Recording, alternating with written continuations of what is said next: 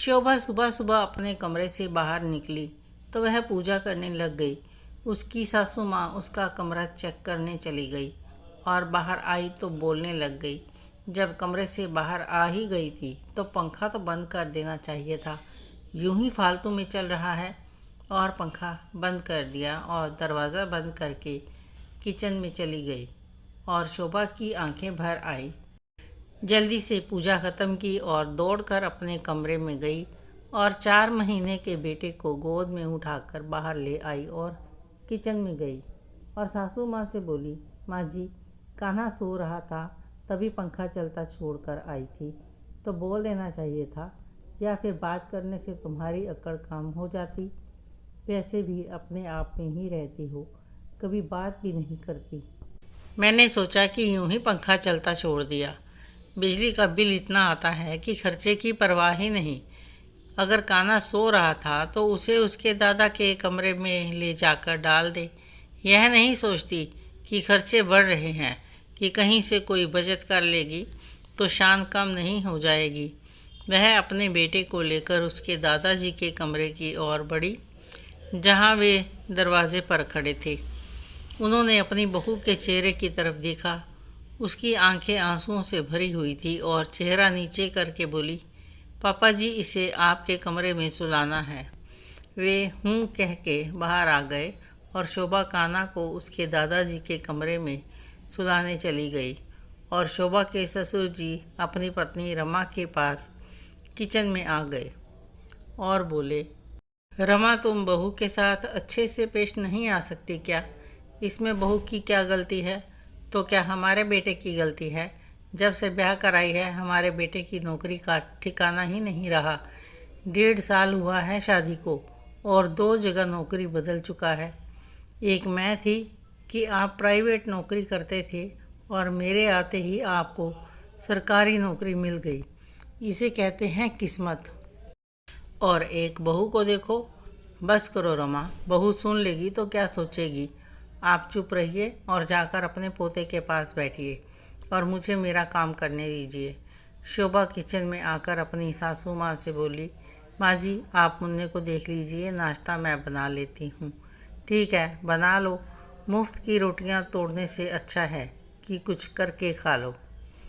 इतना बोलकर सासू माँ किचन से बाहर निकल गई और तभी शोभा के पति संदीप बाजार से कुछ सामान लेकर आ गया, जो कि अपनी माँ की बात सुन चुका था। पर क्या करता। पर उसने शोभा को महसूस नहीं होने दिया कि उसने माँ की बात सुन ली है। अब सुनना तो पड़ेगा ही। उसने मुन्ने के बारे में पूछा तो उसने कहा कि वह दादा दादी के पास है। वह शोभा की नम आंखों वाला चेहरा ज़्यादा देर तक नहीं देख पाया और किचन से बाहर निकल गया। यह तो एक दिनचर्या हो गई थी। संदीप अपनी नौकरी के लिए कोशिश कर रहा था कि कहीं अच्छी सी नौकरी मिल जाए तो चैन की सांस लें। कई जगह पर नौकरी के लिए अप्लाई कर रखा था। काबिलियत के अनुसार जॉब नहीं मिल रही थी। माँ बाप की दया पर पल रहे थे। लेकिन अगर कुछ सहना पड़ता तो संदीप को शोभा के लिए बुरा लगता था, क्योंकि वह जानता था कि वह चुपचाप सब सुनकर सह लेगी, पर उससे शिकायत नहीं करेगी। उसका तो स्वभाव ही है कि घर में शांति बनाए रखने के लिए सह लेती है पर कुछ कहती नहीं है। शोभा और संदीप की शादी 1.5 साल पहले ही हुई थी। संदीप की जॉब दूसरे शहर में होने के कारण उसे शोभा को अपने साथ ले जाना पड़ा। शादी के 7 महीने बाद ही संदीप ने नई जगह पर अप्लाई किया और पिछली जॉब छोड़ दी। 1 महीने बाद दूसरी जॉब मिल भी गई। फिर शोभा प्रेग्नेंट हो गई थी। खैर, जॉब अच्छी मिल गई थी तो कोई परेशानी नहीं थी। माँ पापा भी बहुत खुश थे। समय आने पर शोभा ने बेटे को जन्म दिया, लेकिन वो समय भी संदीप की जॉब छूट गई थी। अब प्राइवेट जॉब होती ही ऐसी है। कान्हा के जन्म के 1 महीने बाद ही जब जॉब छूट गई तो संदीप ने शोभा को बहुत तसल्ली दी कि चिंता करने की कोई बात नहीं है, जल्दी ही जॉब मिल जाएगी। और 3 महीने बीत जाने पर भी जॉब नहीं मिली तो उसके पिता ने उन्हें अपने पास घर वापस बुला लिया ताकि अपने घर में रहकर जॉब भी ढूंढ सके और घर का किराया भी बच जाए। 4 महीने के कान्हा को लेकर वे लोग अपने घर वापस आ गए और फिर शुरू हो गए सास के ताने। लेकिन ससुर जी शोभा को अपनी बेटी की तरह समझते थे। उसके हाथ में पैसे भी दे दिया करते थे ताकि उसे किसी के सामने हाथ नहीं फैलाना पड़े। और उसके विपरीत अगर सासू माँ शोभा को बाज़ार भेजती कुछ लाने के लिए तो एहसान जताकर पैसे देती और यह कह देती कि उसके पास पैसे तो होंगे नहीं, चलो कोई बात नहीं, ससुर जी की कमाई तो है ना, परवाह मत करो, जो चाहो खर्च करो। कभी खाना बनाने में देरी हो जाए तो सुना दिया जाता कि और कुछ नहीं तो खाना तो समय पर बना दिया करो। अगर 2 रोटी बच जाती थी तो भी सुना देती थी कि फ्री का राशन है, बर्बाद किए जाओ। तब भी शोभा वह रोटियां दूसरे वक्त सेक कर खा लिया। लेकिन रमा जी देखते हुए भी नहीं टोकती थी कि बासी रोटी मत खाओ, दूध पीने वाला छोटा सा बच्चा है, उसके पेट में दर्द होगा। पर नौकरी तो संदीप की नहीं थी ना, तो सज़ा उसकी पत्नी और बच्चे को क्यों दी जा रही थी। कभी कभी आधी रात को कान्हा जोर से रोने लगता। शोभा और संदीप काफ़ी देर तक उसे लेकर घूमते रहते थे। बड़ी मुश्किल से ही शांत होता था। 1-2 बार तो रमा जी ने कान्हा के पेट पर हींग का लेप भी लगाया, यह कहकर कि उसके पेट में दर्द होगा। तो शोभा ने मन में सोचते हुए सासू माँ की ओर देखा कि बासी रोटी खाऊंगी तो बच्चा तो परेशान होगा ही। फिर भी सासू माँ अपनी हरकतों से बाज ना आती थी। कभी कह देती कि मेरे आने के बाद तो इस घर ने तरक्की की है, और कभी कहती कि मेरी बेटी जब से ब्याह कर ससुराल गई है उनका बिजनेस दिन दूनी रात चौगुनी तरक्की कर रहा है, और एक मेरे बेटे को देखो, ऐसी बहू मिली है कि हमारी ही कमाई पर पलने लगे हैं। यह बातें तो वह तभी कहती जब संदीप आसपास नहीं होता, और शोभा बेचारी अपने आप में ही कुढ़ती रहती थी। देखते देखते 6 महीने बीत गए और शोभा के चेहरे की रौनक गायब हो गई थी। लेकिन किसी से कुछ नहीं बोलती थी। ननद आती तो वह भी 4 बातें सुना ही जाती। माँ की तरह वह भी उस समय सुनाती जब उसका भाई पास नहीं होता। अगर ससुर जी कभी सुन लेते तो रमा जी को डांट देते थे कि हमारा बेटा मुश्किल में है और बहू उनका साथ निभा रही है, तुम्हें तो उनका साथ देना चाहिए। वक्त हमेशा एक सा नहीं रहेगा, बेटे को कभी तो अच्छी जॉब मिल ही जाएगी। वह कोशिश कर रहा है कि उसे इसी शहर में ही नौकरी मिल जाए, और बहू के मन में तुम इतनी नफ़रत भर रही हो कि जैसे तुम्हें उसके साथ रहना ही नहीं।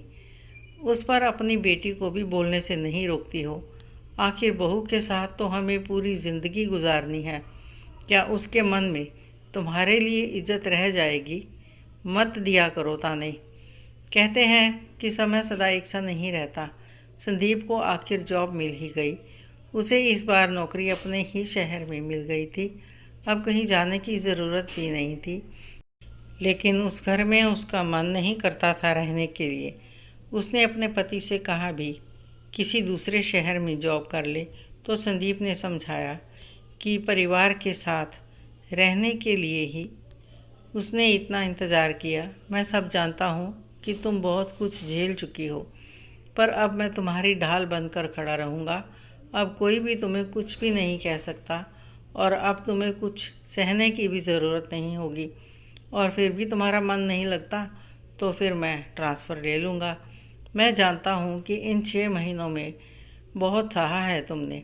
अब माँ का तो स्वभाव ही ऐसा है, पर उन्हें अकेला भी तो नहीं छोड़ सकते। तो शोभा ने अपनी गर्दन हिलाकर सहमति दे दी। 1 महीना बीता कि उसकी ननद घर आई। उसने अपनी माँ को बताया कि उसके पति को बिजनेस में बहुत बड़ा घाटा हुआ है। तो अब उसकी सास उसे हर वक्त ताने देने में लगी है कि इस सब की वजह मैं हूँ। तो रमा जी एकदम भड़क उठी कि ऐसे कैसे वो तुम्हें ताने दे सकती है? अब तक सब ठीक था तो खुश थी। अगर कुछ दिन गिरावट के आ गए हैं तो इसका मतलब ये तो नहीं कि तुम्हें ताने दे। इसमें तुम्हारी क्या गलती है? अगर कुछ दिन बुरे आ गए हैं तो उन्हें तो तुम्हारी मदद करनी चाहिए, ना कि ताने देने चाहिए। तुम्हारा क्या कसूर है? तुम्हें सपोर्ट करना चाहिए, सहारा देना चाहिए। बच्चों पर इन बातों का क्या असर पड़ेगा? लेकिन आज शोभा भी चुप नहीं रह सकी, आखिर बोल ही पड़ी।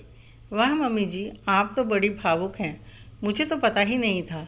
जब मुझे आपके सहारे की ज़रूरत थी तो सहारा तो दिया, लेकिन तानों की बौछार के साथ दिल छलनी करते रहे। और आज जब दीदी की बारी आई तो समझ आया कि उनकी सास को ऐसा नहीं करना चाहिए। उन्हें बहू को सहारा देना चाहिए, वरना बच्चों पर क्या असर पड़ेगा। और दोष तो मेरे बच्चे का और मेरा भी नहीं था। जब आपने सुना सुना कर बासी रोटियां खाने पर मजबूर किया था और मेरा बेटा दर्द से तड़प उठता था, सुनकर सासू माँ की गर्दन झुक गई। उन्हें एहसास हुआ कि करने और सहने में कितना अंतर है। फिर शोभा ने कहा, कोई बात नहीं दीदी, वक्त आया है तो निकल भी जाएगा। हम सब हैं ना, आपको परेशान नहीं होने देंगे। हम हैं, पापा जी हैं, जो अपनी बहू को भी परेशान नहीं होने देते हैं, तो बेटी को कैसे परेशानी में छोड़ देंगे। आप बिल्कुल चिंता मत कीजिए। दुख और परेशानी में अगर घर के सदस्य साथ खड़े रहें तो दुख कैसे कट जाता है पता भी नहीं चलता। आज ननद भी अपनी कही गई बातों को याद करके शर्मिंदा थी। आपको यह कहानी कैसी लगी कमेंट करके अवश्य बताएं। अच्छी लगी हो तो लाइक करें, शेयर करें, सब्सक्राइब अवश्य करें। धन्यवाद।